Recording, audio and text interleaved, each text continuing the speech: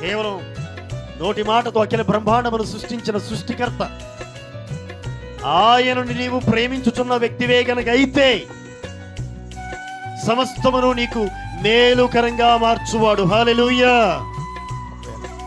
చేసిన పొరపాటు పట్టు, తప్పిదాన్ని పట్టు కీడును అనుభవిస్తున్నట్లుగా నీకు అనిపిస్తుంది.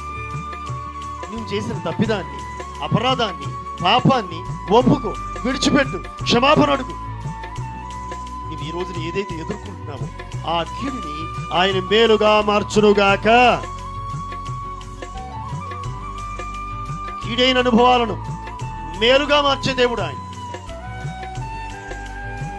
నీవు గనుక ఆయన ప్రేమించే అనుభవాల్లో ఉండగలిగి, నీవు గనుక ప్రభువైన క్రీస్తును ప్రేమించుచున్న అనుభవాల్లో గనక ఉంటే నీ జీవితంలో ఎదురయ్యే ప్రతి అనుభవం నీకు మేలుగానే మారుతుంది.